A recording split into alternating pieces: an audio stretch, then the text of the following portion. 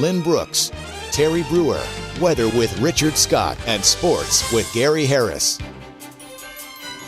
And coming up, home team weather still very mild on this Tuesday evening. 68 in Tuscaloosa, 66 back at Fayette. How cool is going to get tonight? How about your weekend forecast? Weather is coming up. Stay with us. The Tuscaloosa County probate judge race is heating up. Voters head to the polls 1 week from today.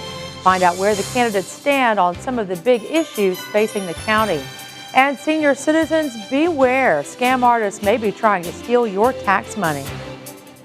Thank you for joining us. I'm Lynn Brooks. And I'm Terry Brewer. Topping your news tonight, the race for Tuscaloosa County probate judge is heating up. It is. 1 week from today, voters will decide which Republican candidate, Ted Sexton or Don Wallace, will face off against incumbent Hardy McCollum. Now, details in our top story. Wallace is currently County Commissioner of District 1. Sexton, of course, Sheriff of Tuscaloosa County. Both candidates saying accessibility to the county commission and courthouse needs to be improved. They also say there needs to be changes to the corrections program, but both candidates have different reasons on why they should be the next probate judge for Tuscaloosa County. I've been a countywide elected official for 22 years. I have led large organizations. I have managed change, and that change can be seen in the Sheriff's Office from 1991 to present day. I've been a CPA and a small businessman for the last 22 years in our community. I think also serving on the County Commission, I have a good understanding of what the County Commission's full role is. We will have much more from both candidates tonight on WVUA News at 6.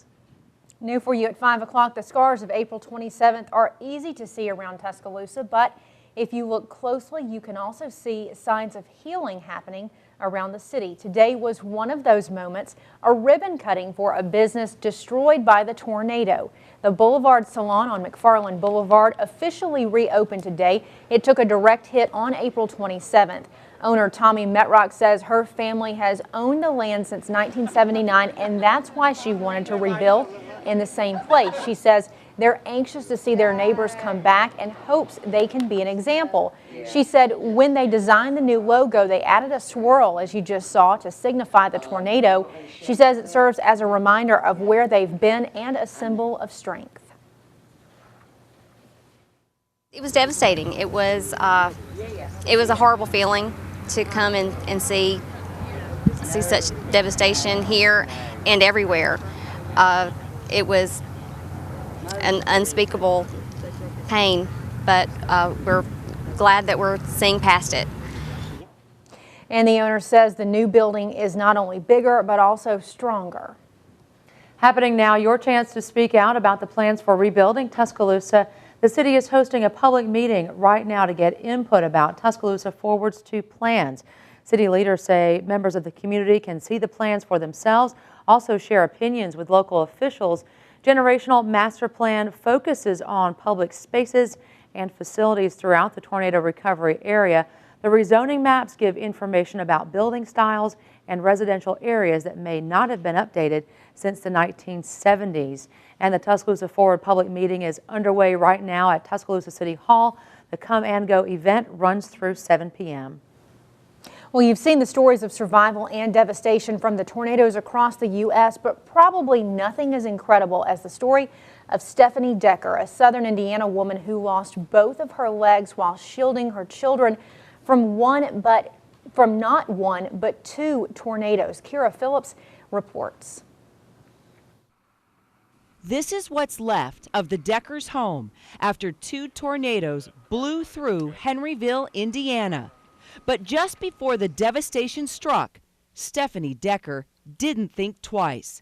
She immediately grabbed her 5- and 8-year-old boys, covering them with a blanket, shielding them from the debris.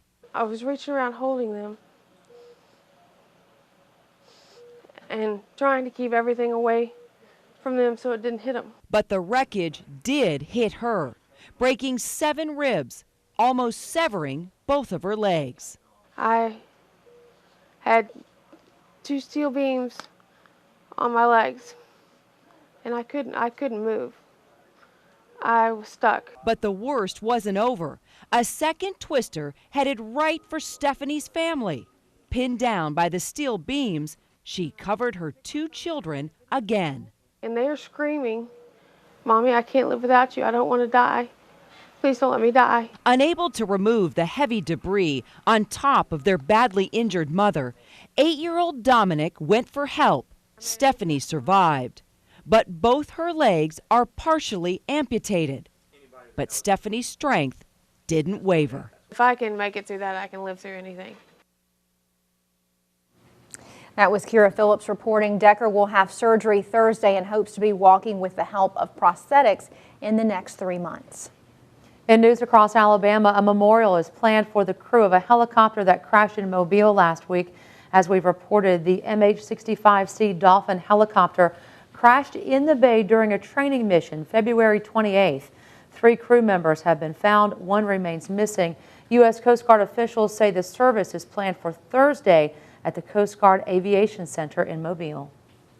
New for you at 5 o'clock, Alabama's First Lady Diane Bentley is reaching out to help victims of domestic violence. Mrs. Bentley collected 2,500 cell phones and accessories for Hope Line. It's a program with Verizon Wireless that recycles equipment so it can be sold. The proceeds help domestic violence victims. The First Lady collected the phones after challenging the governor's staff, cabinet, and their employees to donate used cell phones. Bentley said she hopes others across the state will also donate phones to Hope Line and help end the cycle of domestic violence. On your election watch, 10 states across the U.S. are voting today. It is Super Tuesday, the biggest day in the Republican race to secure the presidential nomination. 419 delegates are up for grabs. The voting represents a big slice of the 1,144 delegates needed to clinch the nomination.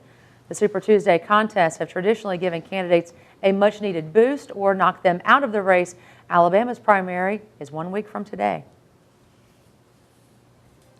On your Money Watch, protecting yourself from a scam artist. This information is new for you at 5 o'clock. The IRS is warning Alabamians about a scam that promises a tax credit in exchange for a high fee. According to the IRS, scammers are claiming people can get a stimulus payment or a tax credit to help pay for college, even if the applicant has never been to college or graduated decades ago. IRS officials say con artists are targeting seniors, people with very low incomes, and members of church congregations. Officials say the scam is similar to ones identified in Alabama last summer. Now, if you have questions, you can contact the IRS at this number, 1-800-829-1040. Well, getting in shape and staying healthy, that was the focus at Shelton State Community College today. All part of the 2012 Wellness and Health Fair. Dozens of groups from all across West Alabama were on hand to provide information about medicine, fitness, disease prevention, and more. All this was put together by health expert Dr. Milady Murphy. I was there. Also, WVUA's Philip Coleman, Janie Wallace, Danny Salter. All of us very happy to be a part of this year's fair.